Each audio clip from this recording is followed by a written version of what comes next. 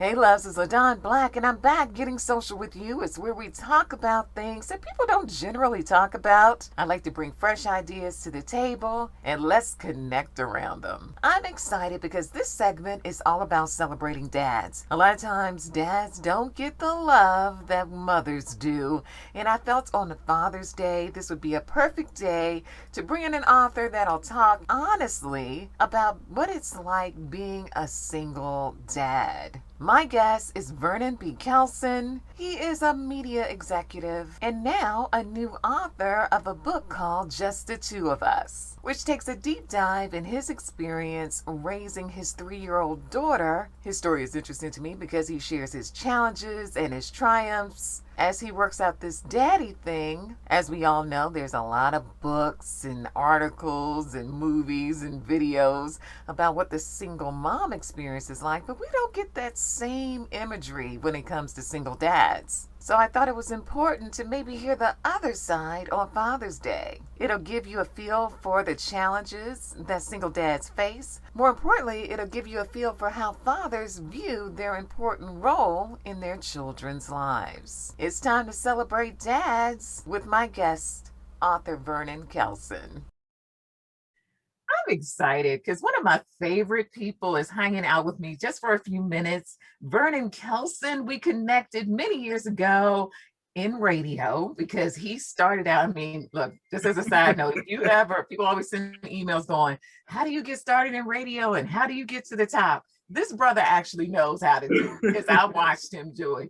But I'm excited because he has a new book out. Kelson, thank you so much for hanging out with me. LaDawn, thank you for having me on with you. I appreciate it.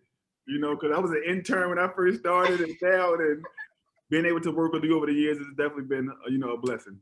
Well, thank you so much for all the lessons learned and look, and all the help that you've given, definitely. Thank So you. let's talk about your new book. Go ahead and give us the title. I'm super excited. It's called Just the Two of Us, a guide for single dads raising their daughter. It's out everywhere now, perfect for Father's Day. So if you know a father, a single dad, or even for women who want to see how raising their daughter through the eyes of a male, go ahead, you can get the book.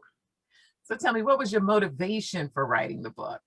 When I first wrote the book, it was like during the pandemic. And I was frustrated. I was frustrated that I was being a single parent. I was frustrated for the fact that my ex-wife and I, we weren't together anymore. And it was just like, I need to get my thoughts out. Mm-hmm. So, and like the version of the book you get now is nowhere near the first version of the book. The first version of the book, I was like super angry, super mad. And at first it might have come off a little bashing, but I said, you know what? I don't want to bash anybody, but at the same time, I still want to tell my truth. Plus, my daughter gets older, she might want to see the book, and I want her to hear my truth, but not see me bashing her mother. One is her mother, and it's still, my ex-wife.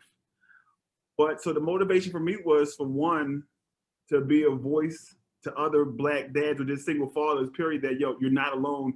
Here's some of the things I went through. And for women also to get to see some of the things that fathers go through when you're doing it on your own. And I love that you say that because a lot of times there's lots of books, lots of articles out there about being a single mom and Of doing it on course. your own. But a lot of times we don't think about the impact of a relationship ending and how that impacts a man who is active or maybe has sole custody of Because their children. we have feelings, we have emotions. And I talked about that in the book. Like, it was probably until, because we got divorced December 2019, right after Christmas, and I probably still had feelings and was like still loving my wife probably till, I'll say, September, October of 2020, till we had like a conversation, and she was still just saying some toxic things, like, you know what? And we were literally talking in my kitchen, and I felt my being in love with her like drain up my body. Like, nothing has changed for us, so I might as well let it go.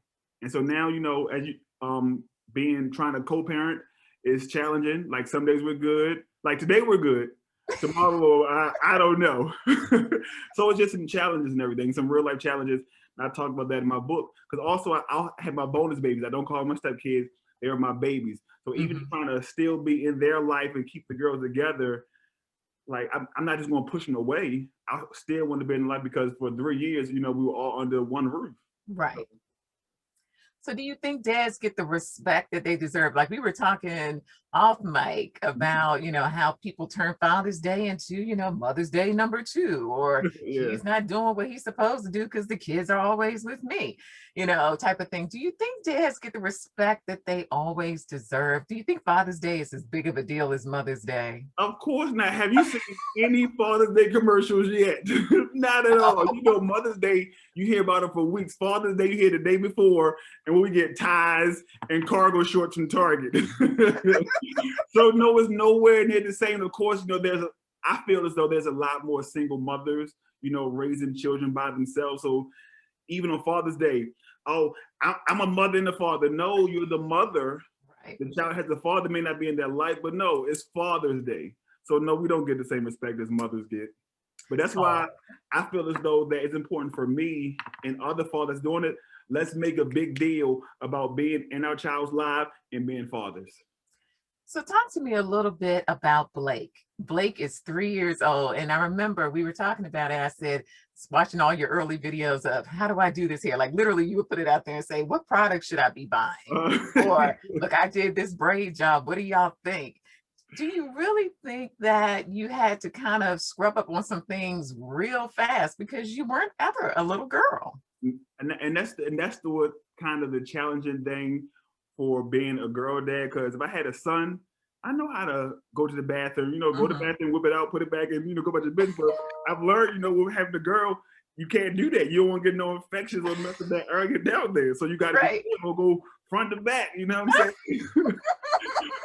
So I think she's definitely taught me a lot, and I'll probably definitely be more patient and be more loving and stuff like that, because she has so much personality. Like I was getting dressed up for this earlier today, and like, of course, it's been a whole year we've been going through a pandemic. We ain't put no clothes on. I put this one shirt on, a button-up shirt. She says, "Ooh, go daddy, go daddy." So it's just like little moments like that I just love, and like she's definitely made me a lot softer. I totally get it. And that's a wonderful thing. So let me ask you this. Do you feel that you're giving her more than what she would get if she were in a 2-parent household? Do you feel that on some level, we were talking about women saying, well, I'm the mom and the dad. Well, I know that you don't think that you're the mom, but do you feel like you have to almost give her more because it's just the two of you? I feel it on two different levels. One of them being that I lost both my mother and my father when I was 9 and 10 years old. And so one of the reasons why the divorce is so hard for me, because it's like, can anybody in my close family have a 2-parent household forever? And so that was hard for me. So I never wanted Blake to go through what I went through or not feel both her parents' love. But then because she is with me 99.9% of the time, and her sisters are, with her mother, it's like, I don't want you to feel like you're missing out on anything. So I probably do go overboard and, always with her. She's like, I'll be honest, like when I was going through all of this stuff, I'm better now. She was my security blanket. I always had to have her with me. If she was away from me, I had like separation anxiety kind of. But I definitely feel that and I don't know if you can say you over love somebody, but I definitely love on her a lot, and she gets everything she wants. So, but she's so good. She's very smart. So it's like you keep doing good in school, you can get whatever you want. Oh, that's so sweet. So let me ask you this. I'm getting your business a little bit. Okay. Do you find it challenging? Because a lot of times we hear that, being a single parent is hard to even consider maybe meeting someone new. Or if you meet someone new and it's clicking, how to roll that person into a relationship that's really established, that's really special. Do you have any concerns about maybe down the road when there's someone special and you want to make that person a permanent feature? Yeah, because first of all, Blake ain't gonna have it. Like, right. I can't be on the phone long enough for me to talk to somebody, because she's a daddy's girl all the way. But I talk about in the book as well. Like I do want to date. I actually went on one date the entire time since I've been, divorced from my ex-wife, and it was a cool date. But it's just like it started off way wrong because as a single parent, you gotta get a date. Right. You gotta have someone that you trust to watch your child. You gotta get to the event or place by a certain time, And so then we got a limited time to be there because you got to go get the child from the person who's watching your child. And so I had got there probably about 10 or 15 minutes prior to my date. And time my date was supposed to be there. Mm-hmm. At like 6:03, she still wasn't there. I called her and she hit decline. And so then, make a long story short, she don't get there till 6:30. But then I was walking out. So she's like this, please stay, no, please. I'm like, yo, you just wasted my entire time. I gotta get my child by a certain time. Right. So I think people who don't have kids or you're dating someone that does have kids, be mindful of that. But as far as dating, I definitely want to date again. Look, the pandemic over, I'm trying to be outside. And honestly, I still want more children. So you've proven to yourself that you can handle it. You can handle all of it. I can handle it, but I wanted to be in it with a two-parent household. No, I understand I feel that not saying it makes it better, but I feel that the child needs that. So let me ask you this. You have a village around you. I know that you have lots of really good girlfriends that are very dynamic. Do you feel that being a single parent, that it's important to have, that other side of the coin, in your case, of strong women around, intelligent women around that can sort of fill that gap? Most definitely. And I'm not gonna say that her mother's not in her life, because she is, but just not, she's with me. I have, physical custody of Blake and everything. So she's with me most of the time. But I definitely rely on my village as much as possible, whether it's, say, if I can't do her hair because maybe I gotta do something for work, or I need a break, or I just need some help. Can you please help me? So I have like my sister, my like I said, some of my close female friends that I've known forever, that I know I can trust you with my child. So having a village is definitely important, because I can't do it by myself. I can't. Like, once I'm trying to do her hair, I might call my sister, my cousin. How you do this again? How should I do it? What gel or what grease should I use? So most definitely. So tell me 5 things that you've learned on your journey that it takes to thrive as a single dad. I think the first one is definitely the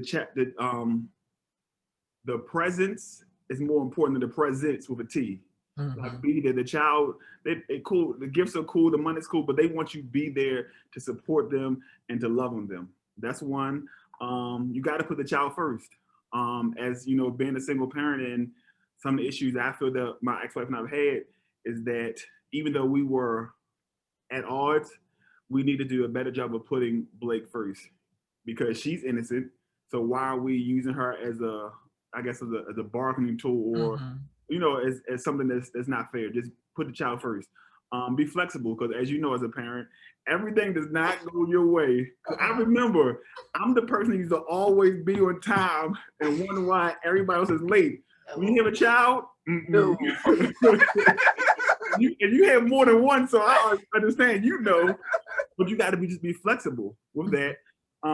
Practice your patience, because a child is going to try you very, very much so, and they're innocent. They don't know. They just being kids. But so you got to definitely have patience with them. I think the last one, let them know that you love them and show them as much as possible. That's very important.